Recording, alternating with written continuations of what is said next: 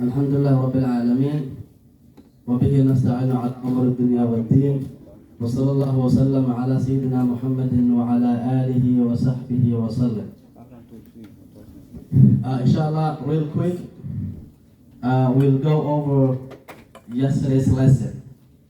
Real quick, some of you were here, but most of you were not here. So inshallah, I'll just go over real quick before we get to today's lesson. Inshallah, also within the lesson, if you get some time, we are going to have a little bit of fun doing some Kahoot stuff, inshallah.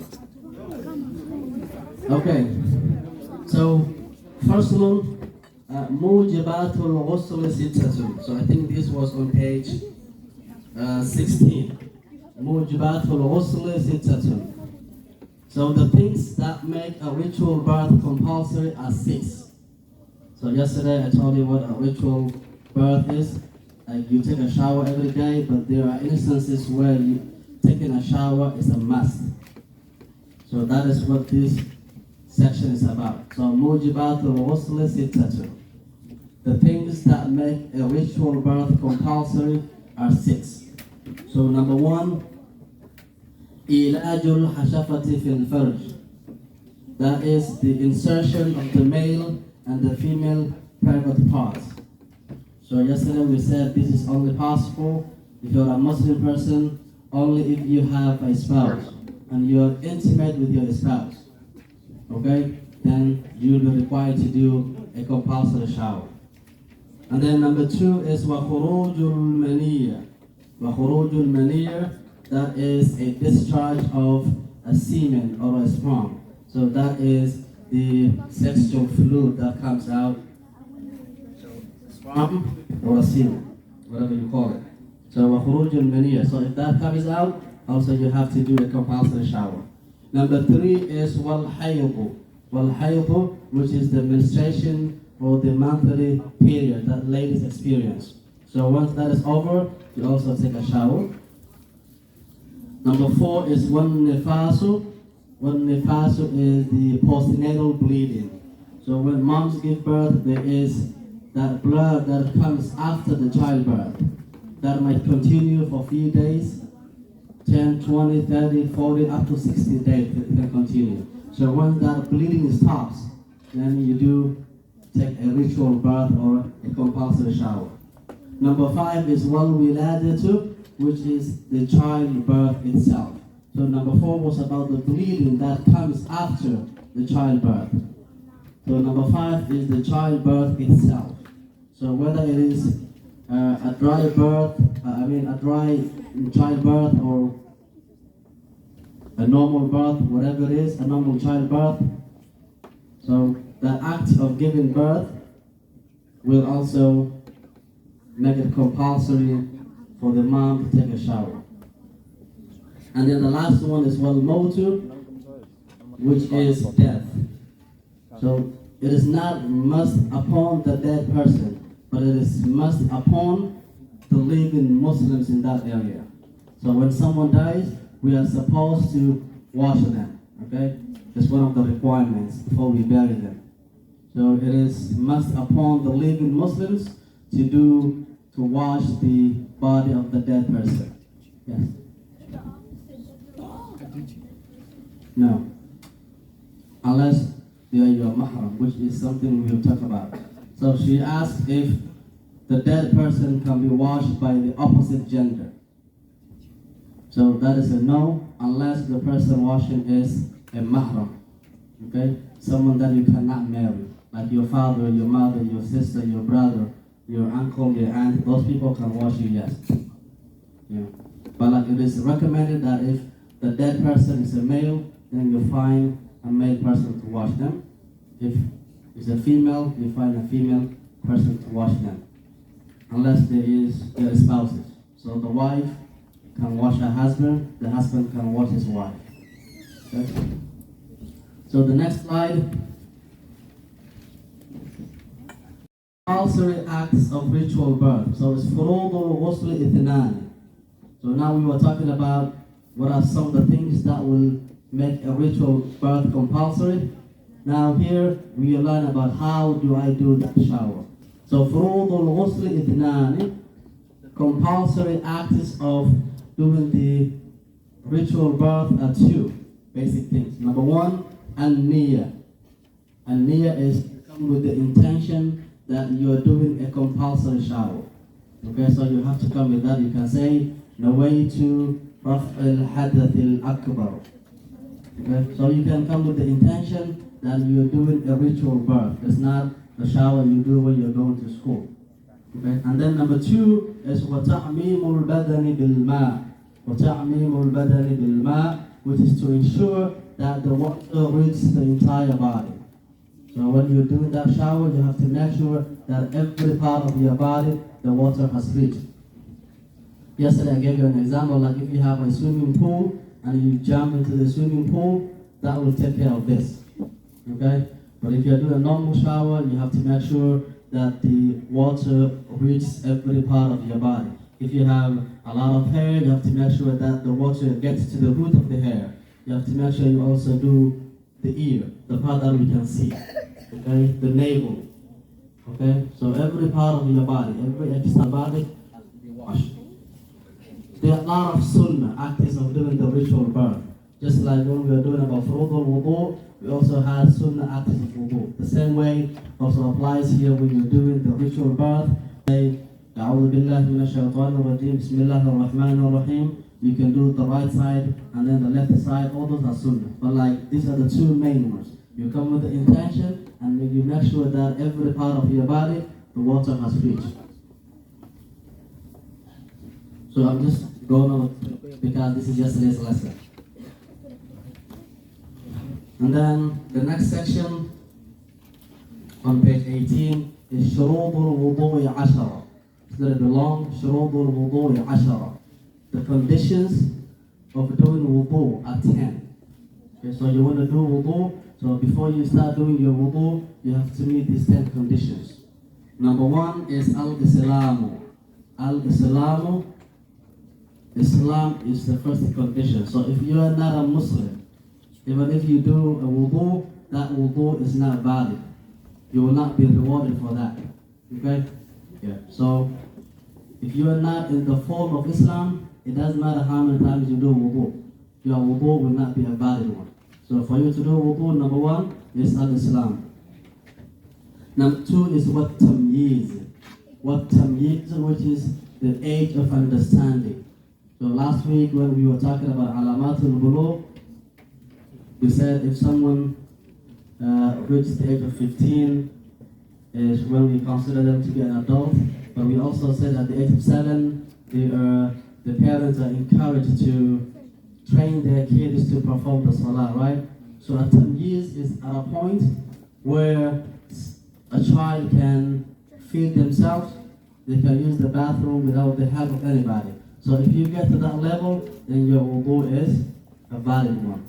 So what tamyiz? So the person doing the wudu has to reach the age of understanding. So let's say a little child who is 2 years old or 3 years old, who cannot clean himself or herself, then their wudu is not a valid one. Or someone who is insane, like you, they're crazy people. They even do not know what they're doing. Okay? Yeah. So they cannot differentiate between right or wrong, so their wudu is not going to be a valid one. Number 3 is وَالنِّقَاءُ عَنِ الْحَيْضِ وَالنِّفَاسِ.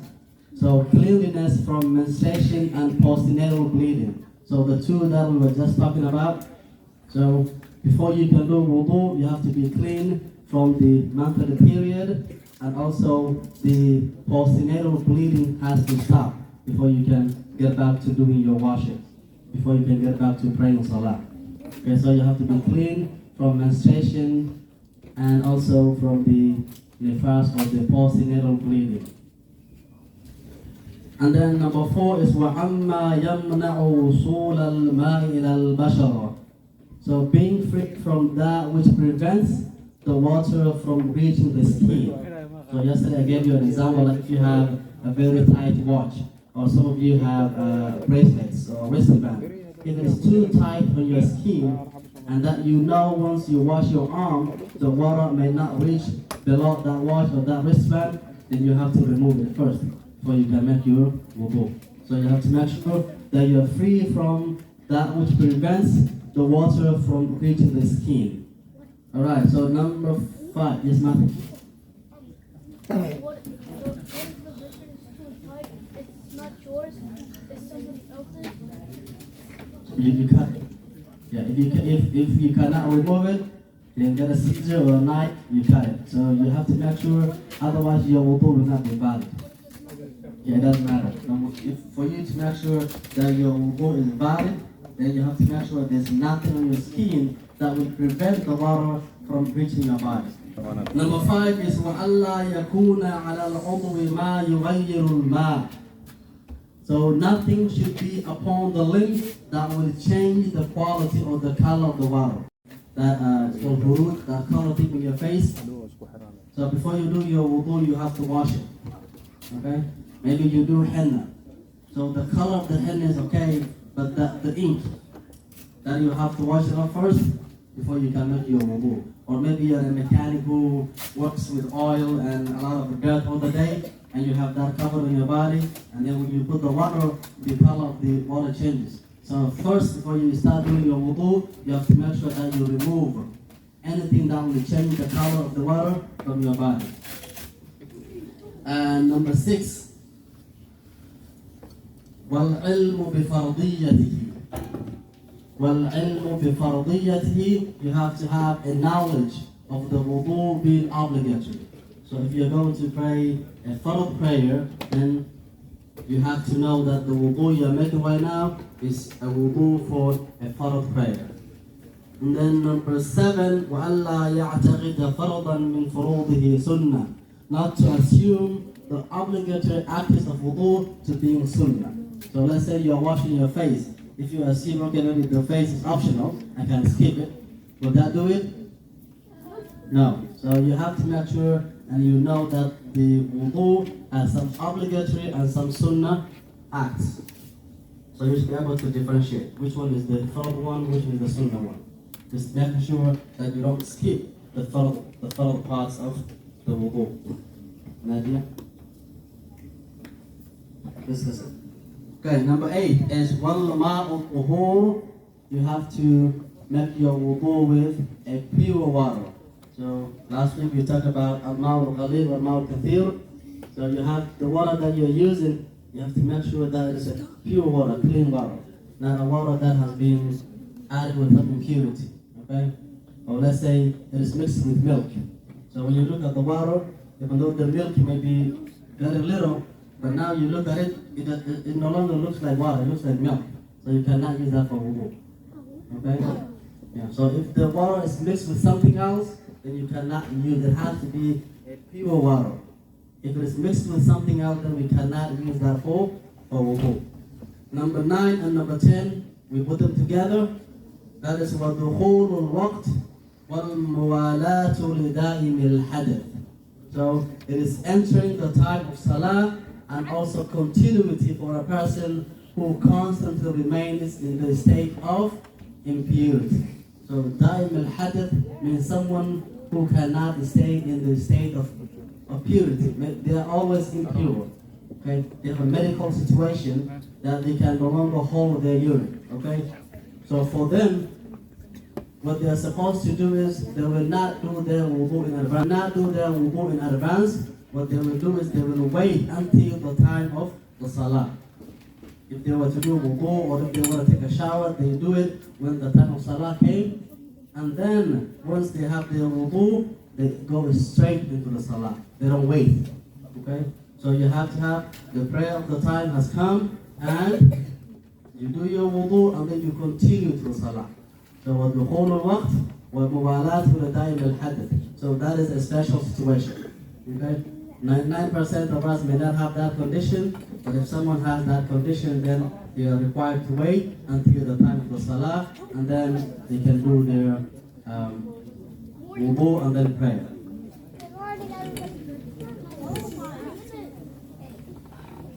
You can add it first. Alright, so if you go to page 20, you have nawaqid al-wudu. Which one? The condition of wudu? So a niyyah is not a condition, it is a fard act. So the niyyah was part of furudul wudu. Okay, so we have furudul wudu and we have the conditions of wudu. Okay? So when we are talking about the conditions of wudu, the niyyah is not part of it. Okay, so here we are talking about the conditions that before you even do your wudu, what are some of the things that you have to do? And then the niyyah is when you actually start the act of doing the wudu. Okay? So the niyyah is the first act of the compulsory or the obligatory acts of wudu. And we did that last week. Okay, so on page 20 we have nawaqidul wudu'i arba'atu ashya. The factors that nullify the wudu are 4 things.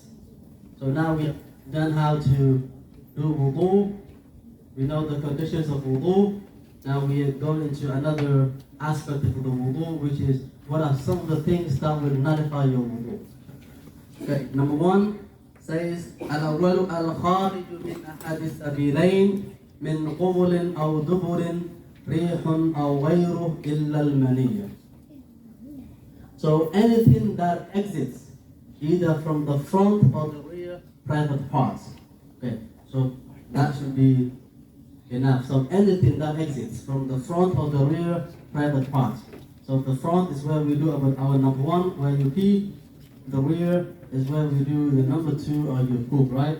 So anything that exits from those 2 places, whether it is a pee or a poop or a stone or a blood, it doesn't matter what it is, or any other kind of discharge, anything that comes out from those 2 places, then that will nullify the wudu. And then number 2, الثاني says زوال العقل بنوم أو غيره إلا نوم قاعد ممكن مقعده من الأرض. So it is loss of intellect through sleep or other causes. So you loss of intellect basically means you are no longer conscious. Okay? You either fall asleep or you fainted, let's say.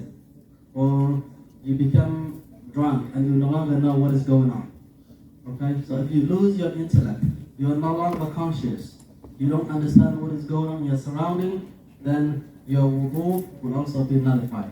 So it says loss of intellect through a sleep or any other cause, like you fainted, you became unconscious, whatever it is. And the Shaykh is to add except sleep while firmly seated on the ground. Right? The one I showed yesterday, if you sit on the ground, firmly seated, and then you fall asleep a little bit, then you may not nullify your wudu, but that will be very rare, right? But if you are able to do that, that's okay. Your wudu will not be nullified. But in general, if you fall asleep, then your wudu is nullified. Number 3, التقاء بشرتي رجل وامرأة كبيرين أجنبيين من غير حائل. التقاء بشرتي رجل وامرأة كبيرين أجنبيين من غير حائل. It is a skin-to-skin contact between 2 adults of the opposite gender. Okay? Adults of the opposite gender. Okay? Opposite gender. It is a skin-to-skin contact between adults of an opposite gender with no barrier between them. So that's skin to skin. There's no cloth, which is a barrier between the 2 of them. It is a skin to skin contact between adults of the opposite gender, and then it says also who are non-mahram. Non-mahram is marriageable, someone that you can get married to. Okay? So then we have the mahram group. So the mahram are the people that you can never ever marry. Let's say like your mom, your dad, your sister, your brother, your aunt, your uncle, your grandfather, your grandmother. Those people are called your mahram. Okay? They are people that you cannot marry.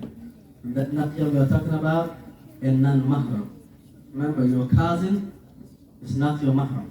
You can get married to your cousin according to the Islamic law. Okay? Yeah, so if there is a skin-to-skin contact between adults of the opposite gender, then your wudu is also nullified. And then lastly is masu. Again, over here also I've seen some people who say, oh, what if I touch them unintentionally? it doesn't matter. Whether you touch that intentionally or unintentionally, your wudu is nullified. Okay? Yeah, your wudu becomes invalid. So when you say nullified, you're talking about that your wudu becomes invalid and you have to do it again. So number 4 is مس قبول الآدمي أو حلقة دبره ببطن الراحة أو قطون الأصابع. That is touching the private parts of a human with the palm of the inner surface of the fingers. So if you touch the private parts of a human, whether it is you or someone else, it doesn't matter whether they are adult or baby, it's the same thing. If it is you or someone else. So it's a little bit different from number 3. Okay? If you touch your own private parts, your wudu is nullified. If you touch this side of the hand, your palm, okay? If you touch on the other side, or if you touch with your leg, your wudu will not be nullified. But if you touch with your palm, then your wudu will be nullified. Okay? It doesn't matter if it is your own private parts or the private part of someone else. Even if it is, if you're a boy and then you touch the private part of another boy, then your wudu will be nullified. If you're a girl and then you touch the private parts of another girl, then your wudu will still be nullified. So for this one, it's not about opposite gender, no. It's like anyone.